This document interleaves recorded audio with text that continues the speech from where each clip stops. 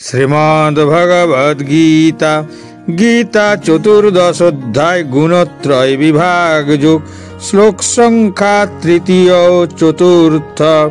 এই শ্লোকের সম্পূর্ণ ব্যাখ্যা। মম যোনির্মহদ ব্রহ্ম তস্মিन् গর্ভং দধাম্যহম সম্ভব সর্বভূতানাং ততো ভবতি ভারত। সর্বযোনিষু কৌন্তেয় মূর্তয় সম্ভবন্তি যা তাসাং ব্রহ্ম মহাদযোনিরং বীজপ্রদঃ পিতা। হে ভারত, প্রকৃতি সংঘক ব্রহ্ম আমার যোনি স্বরূপ এবং সেই ব্রহ্মে আমি গর্ভধান করি, যার ফলে সমস্ত জীবের জন্ম হয়। হে কৌন্তেয়, সকল যোনিতে যে সমস্ত মূর্তি প্রকাশিত হয় ব্রহ্মরূপী যোনি তাদের জননী স্বরূপা এবং আমি তাদের বীজ প্রদানকারী পিতা।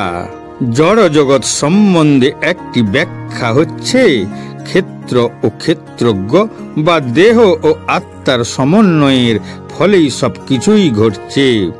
জড়া প্রকৃতি ও জীবাত্মার সমন্বয় ভগবানের ইচ্ছার প্রভাবেই সাধিত হয়। মহৎ তত্ত্বই হচ্ছে সমগ্র বিশ্ব ব্রহ্মাণ্ডের মূল কারণ এবং যেহেতু জড়া প্রকাশের মূল উপাদানে রয়েছে প্রকৃতির তিনটি গুণ, তাই তাকে কখনো কখনো ব্রহ্ম বলা হয়। পরমেশ্বর ভগবান দ্বারা মহৎ তত্ত্ব গর্ভধারণ করেন এবং তার ফলে অসংখ্য ব্রহ্মাণ্ডের প্রকাশ হয়। বৈদিক শাস্ত্রে এই মহৎ তত্ত্বকে ব্রহ্ম বলে বর্ণনা করা হয়েছে। তস্মাদেতদ ব্রহ্মানামরূপমন্যং চ জায়তে। পরম পুরুষ সেই ব্রহ্মের গর্ভে জীবাত্মা সমূহকে সঞ্চারিত করেন। মাটি, জল, অগ্নি, বায়ু আদি 24টি উপাদানের সব কয়টি হচ্ছে মহৎ ব্রহ্মা নামক জড়া প্রকৃতি। সপ্তম অধ্যায়ে বর্ণনা করা হয়েছে এই জড়া প্রকৃতির ঊর্ধ্বে রয়েছে পরা প্রকৃতি বা জীবভূত। পরম পুরুষ ভগবানের ইচ্ছার প্রভাবে জড়া প্রকৃতিতে পরা প্রকৃতি মিশ্রিত হয়েছে এবং তাই এই জড়া প্রকৃতিতে সমস্ত জীবের জন্ম হয়। কাঁকড়া বিছে ধানের গাদায় ডিম পাড়ে, তাই অনেক সময় বলা হয় যে ধান থেকে কাঁকড়া বিছের জন্ম হয়, কিন্তু ধান থেকে কখনোই কাঁকড়া বিছের জন্ম হয় না। প্রকৃতপক্ষে ধানের গাদায় মা কাঁকড়া বিছে ডিমগুলি পেড়ে থাকে। তেমনি জড়া প্রকৃতির জীবের জন্মের কারণ নয়। পরম পুরুষ ভগবান বীজ প্রদান করেন, কিন্তু আপাত দৃষ্টিতে মনে হয় যেন জড়া প্রকৃতি থেকে সমস্ত জীবের উদ্ভূত হয়।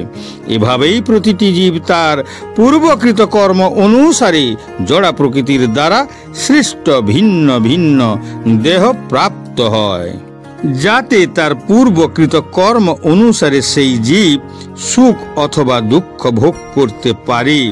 এই জড় জগতে সমস্ত জীবের প্রকাশের কারণ হচ্ছেন একমাত্র স্বয়ং ভগবান শ্রীকৃষ্ণ। এই শ্লোকে স্পষ্টভাবে ব্যাখ্যা করা হয়েছে যে পরম পুরুষোত্তম ভগবান শ্রীকৃষ্ণই হচ্ছেন সমস্ত জীবের পরম পিতা। জীব হচ্ছে জড়া প্রকৃতি ও পরা প্রকৃতির সমন্বয়।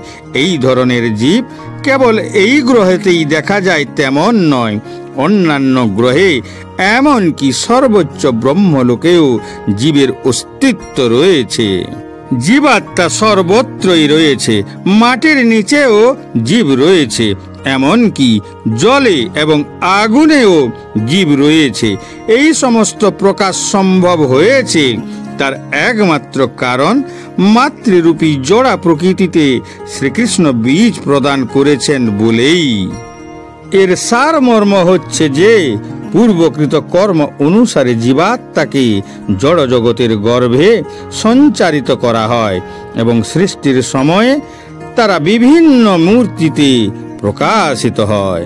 সপ্তম এবং অষ্টম অধ্যায়ের বর্ণনা অনুযায়ী ভৌতিক মহাবিশ্বের সৃষ্টি, স্থিতি এবং প্রলয়ের চক্র চলতে থাকে। প্রলয়ের সময় যে সমস্ত আত্মা ঈশ্বর থেকে বিমুখ হয়ে যায় তারা মহাবিষ্ণুর উদরে প্রসুপ্ত জীবন্ত অবস্থায় শেষ হয়ে যায়।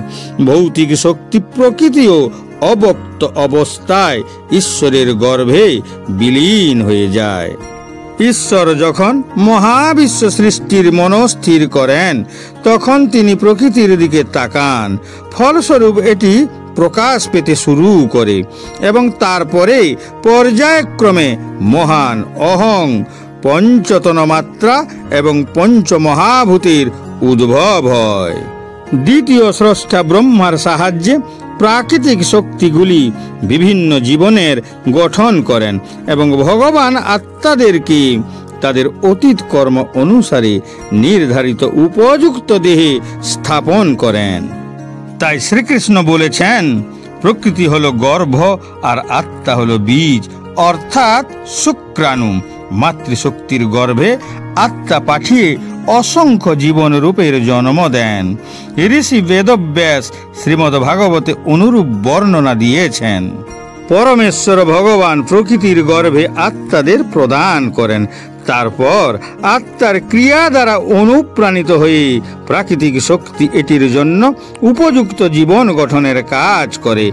ঈশ্বর সমস্ত আত্মাকে ভৌত জগতে পাঠান না, কেবলমাত্র বিচ্ছিন্ন আত্মাদেরকে জড় জগতে নিক্ষেপ করেন।